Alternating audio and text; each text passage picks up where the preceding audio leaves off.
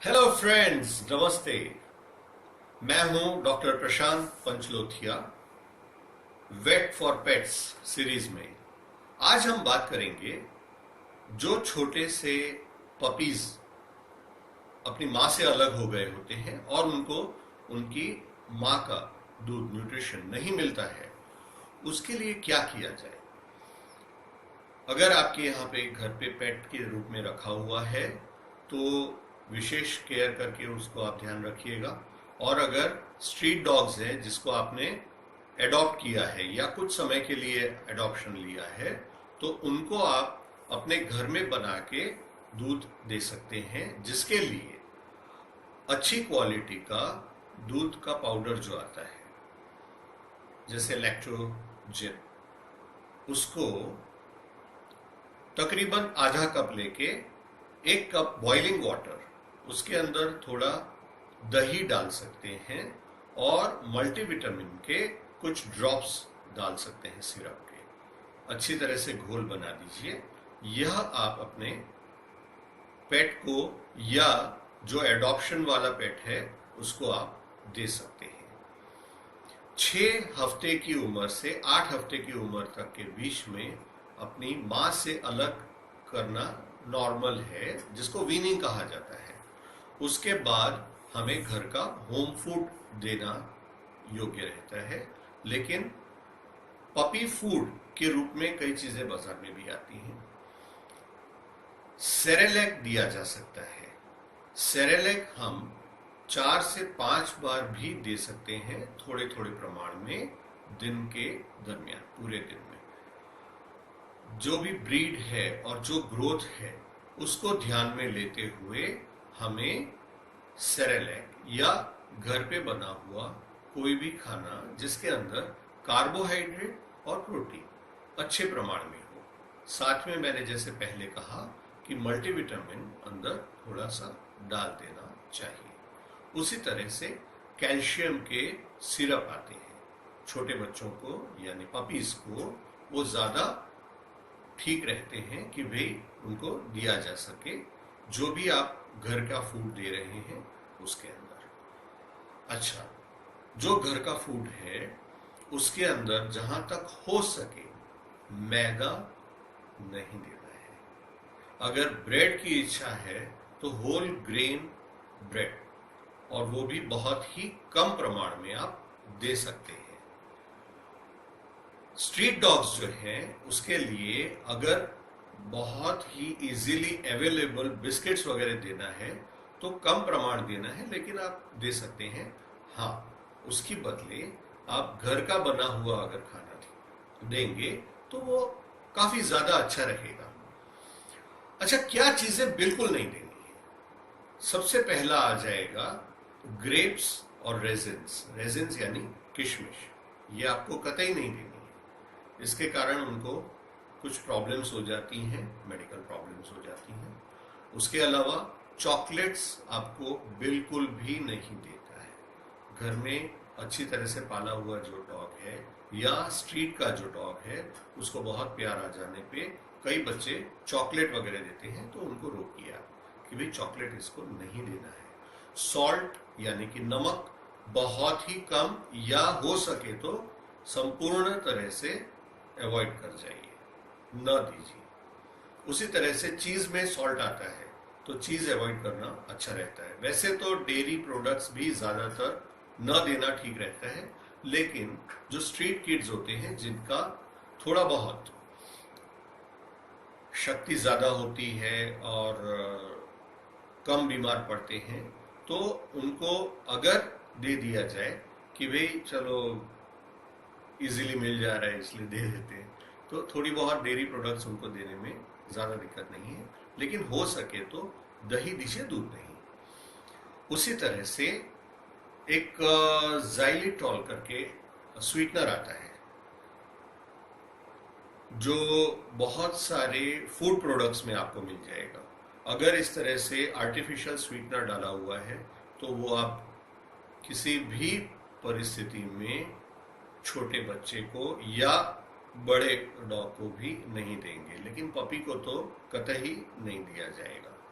Avocado करके एक fruit आता है, वो अपने पपी को या बड़े डॉग को कभी भी नहीं देना है। अच्छा, इसके अलावा जो सीड्स आते हैं, यानी कि वाटरमेलन के सीड्स हो गए या कोई भी और फ्रूट है उसका सीड अगर अंदर जा रहा है तो उसको आप अवॉइड करेंगे, उसको आप नहीं देंगे। अलावा इसके जितना हो सकेगा आप शुगर को अवॉइड करेंगे, तेल और अन्य चीजें, तली हुई चीजें उसको बिल्कुल भी नहीं देना है। हाँ, क्या दे सकते हैं? तो जैसे मैंने कहा आपको, ग्रेप्स और चॉकलेट्स और एवोकाडो, तो एवोकाडो और ग्रेप्स के अलावा के जो फ्रूट्स हैं वो आप दे सकते हैं, लेकिन उसका जो छिलका है वो निकाला हुआ होना चाहिए। आप सेब दे सकते हैं, आम दे सकते हैं, लेकिन ये सब जो भी दें आप हो सके तो प्रमाण इसका कम रखेंगे। अलावा इसके टमाटर अगर बहुत ज्यादा खाते हैं तो आप उसको रोकेंगे, थोड़े से ठीक है दे सकते हैं, लेकिन बहुत ज्यादा मात्रा में नहीं देना है। और घर की बनी हुई जो रोटी वगैरह है उसका अगर आप चूरा करके दे रहे हैं तो ज्यादा हितावह है। हाँ, बीच बीच में मल्टीविटामिन देना जरूरी है। और कैल्शियम सिरप में से सुबह शाम एक एक चम्मच आप दे सकते हैं, लेकिन उसकी उम्र या साइज के हिसाब से थोड़ा कम या ज्यादा देना चाहिए। जो छोटी ब्रीड है उसको आधी चम्मच दे सकते हैं, जो बड़ी ब्रीड है उसको 1 चम्मच या कई बार 1.5 चम्मच भी सुबह और उतना ही शाम को दिया जा सकता है, जो जरूरी है, कैल्शियम जरूरी होता है। जो लोग शाकाहारी नहीं है और मांसाहारी है वो अंडा दे सकते हैं, लेकिन अंडा उबला होना चाहिए। अगर आप रॉ एग देते हैं तो उसमें कुछ बायोटिन वगैरह का प्रॉब्लम्स आता है, इसलिए आपको अवॉइड करना है। अगर भोजन देते वक्त आपको ये लगेगा कि उसको अपच हो रही है तो आप नजदीक के वेटरनरी डॉक्टर को संपर्क कीजिए, और जिस कारण से आपको ये लगे कि अपच हुआ है, पेट में प्रॉब्लम हुआ है या पेट फूलने लगा है, तो उसको आप जरूर तुरंत ही बंद कर देंगे और ऑल्टरनेट दूसरे कोई भी खाद्य पदार्थ उसको देने का प्रयत्न करेंगे। सेरेलैक जैसे मैंने आपको बताया कि दिया जा सकता है, और अगर उसकी बदले आपको कोई घर में बना हुआ चीज देना है तो मोटे आटे से बनी हुई अगर चपाती वगैरह है, लेकिन उस पर तेल ना लगाएं और उसका छोटा बारीक चूरा कर लें। उसके अंदर मल्टीविटामिन आप डाल सकते हैं, कैल्शियम सिरप डाल सकते हैं, और उसके बाद उसको थोड़ा सा हल्का सा घोल बना के भी आप दे सकते हैं। अच्छा, अगर दूध आपने तैयार किया, मैंने जैसे पहले बताया कि अच्छा मिल्क पाउडर लेके आधा कप मिल्क पाउडर, 1 कप उबला पानी और उसके अंदर थोड़ा दही, 1 चम्मच जितना, और आधी चम्मच या 5-7 ड्रॉप जितना मल्टीविटामिन सिरप आपने डाला है, थोड़ा सा कैल्शियम डाला है, उस तरह से जो घोल आपने बना लिया है वो पिलाते वक्त आप पिलाने के लिए छोटी बॉटल यूज कर सकते हैं।